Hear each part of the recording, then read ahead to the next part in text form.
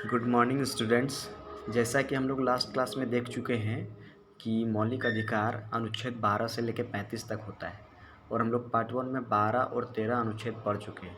तो आज हम लोग अनुच्छेद 14 से शुरू करने जा रहे हैं। तो चलिए आज शुरू करते हैं हम लोग। अनुच्छेद 14 से 32 तक पढ़ने के लिए इनको 6 ग्रुप्स में बांटा गया है।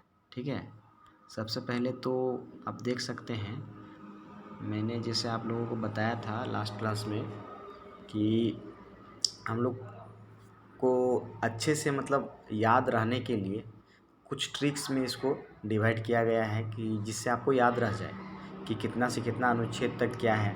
तो चलिए हम लोग देखते हैं। तो इसमें कोडिंग ये है कि 542421 देखा आपने, जैसा कि यहाँ आप लोग देख सकते हैं कि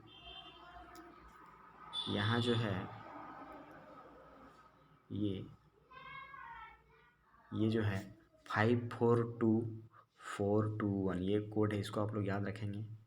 ठीक है, और जैसा कि आप लोग देख सकते हैं कि इसमें 5 इसलिए है क्योंकि अनुच्छेद, इसमें 5 अनुच्छेद हैं, 14, 15, 16, 17, 18, और ये समानता के बारे में बतलाता है। और उसके अगले बारे में है उसी तरह से स्वतंत्रता के बारे में 19 से लेकर 22 तक। 23 और 24 है शोषण के विरुद्ध अधिकार। और 25, 26, 27, 28 में धर्म की स्वतंत्रता के बारे में बताया गया है। 29, 30 में शिक्षा, संस्कृति, भाषा के बारे में बताया गया है अल्पसंख्यकों के लिए। और 32 में क्या है, संवैधानिक उपचार है। तो ये ट्रिक आप लोग याद कर लीजिएगा ताकि आप लोगों को आगे याद करने में दिक्कत ना हो। तो चलिए आज हम लोग देखते हैं अनुच्छेद 14 क्या है। इसमें अनुच्छेद 14 में है इक्वलिटी बिफोर लॉ और इक्वल प्रोटेक्शन लॉ। इसका मतलब है इक्वलिटी बिफोर लॉ का मतलब है कानून के समक्ष समानता, और इक्वल प्रोटेक्शन लॉ का मतलब है कानून का समान संरक्षण।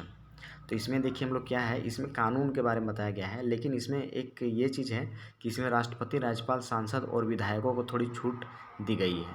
ठीक है, क्योंकि उन लोगों के लिए कानून के समक्ष समानता तो सबका है, पूरा भारत में सबके लिए कानून समान है, लेकिन इन लोगों को कुछ खास जगहों पर थोड़ी रियायत मिलती है क्योंकि ये हमारे देश को रिप्रेजेंट करते हैं। तो थोड़ा इन लोगों को सुविधा आम नागरिकों की तुलना में थोड़ा ज़्यादा मिला हुआ है। अब हम लोग देखते हैं अनुच्छेद 15। इसमें भेदभाव नहीं किया जाएगा, इसके बारे में कहा गया है। RRCSP ये भी एक कोड है।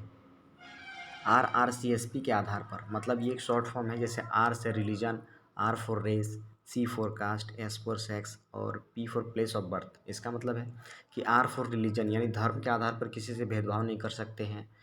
रेस यानी नस्ल के आधार पर किसी से भेदभाव नहीं कर सकते हैं। कास्ट पर के आधार पर किसी से भेदभाव नहीं कर सकते हैं, जैसे ऊंच नीच होता है ना, तो उस प्रकार से। एक होता है सेक्स यानी पर, जैसे कोई मतलब किसी के आप मान लीजिए मेल है, फीमेल है या जो भी है, उस तरह से आप उस पर भेदभाव नहीं कर सकते हैं। और प्लेस ऑफ बर्थ यानी जन्म स्थल, अगर वो कहीं भी जन्म लिया है तो उस आधार पर आप किसी से भेदभाव नहीं कर सकते। ठीक है, तो ये है अनुच्छेद 15 में कहा गया है कि भेदभाव नहीं कर सकते। 16 में क्या है कि ये अगर आप किसी गवर्नमेंट वैकेंसी को अप्लाई करते हैं तो मतलब आपको नियोजन मिल सकता है, ये आपका अधिकार है। लोक नियोजन के विषय पर अवसर की समता या समानता, सभी के लिए अवसर समान है, सब कोई गवर्नमेंट जॉब कर सकते हैं या फिर कहीं भी जॉब कर सकते हैं। इसमें किसी प्रकार का भेदभाव किसी से नहीं किया जाएगा और सभी को समान रूप में अवसर मिलना चाहिए। लेकिन क्या है, SC ST OBC को शैक्षणिक आधार पर थोड़ी छूट दी जाती है। ये इसलिए क्योंकि ये लोग काफ़ी पिछड़े हुए होते हैं और इन लोगों को आगे बढ़ाने के लिए इन लोगों को थोड़ा छूट दिया गया है अनुच्छेद 16 में। लेकिन इसमें क्या है कि पूरी तरह से एक नियोजन के बारे में कहा गया है कि सबको समान अवसर मिलना चाहिए काम करने का और पैसे कमाने का। अनुच्छेद 17 में क्या है, इसमें है छुआछूत का अंत। अनुच्छेद 17 में छुआछूत के अंत के बारे में कहा गया है। ठीक है, अनुच्छेद 18 में क्या है, उपाधियों का अंत। इसमें क्या है कि उपाधियों का अंत होता है, कोई भी किसी प्रकार का उपाधि लेके नहीं रह सकता है। अगर कोई हिंदुस्तान का आदमी जिसको विदेश में कोई अवार्ड मिल रहा है तो सबसे पहले राष्ट्रपति से अनुमति लेनी पड़ती है। देखिए, एक ये भी चीज़ है कि अगर कोई अच्छा काम करता है तो विदेश में देखते हैं हम लोग कई सुपरस्टार्स या फिर कोई भी अच्छा काम करता है तो विदेशों में भी उन लोग को अवार्ड मिलता है, लेकिन वो अवार्ड लेने से पहले उन लोगों को राष्ट्रपति से आदेश लेना पड़ेगा, तभी वो अवार्ड वहाँ जाके ले सकते हैं। तो यही था। तो जितना मैंने आपको अभी बताया ये सभी समानता से संबंधित है।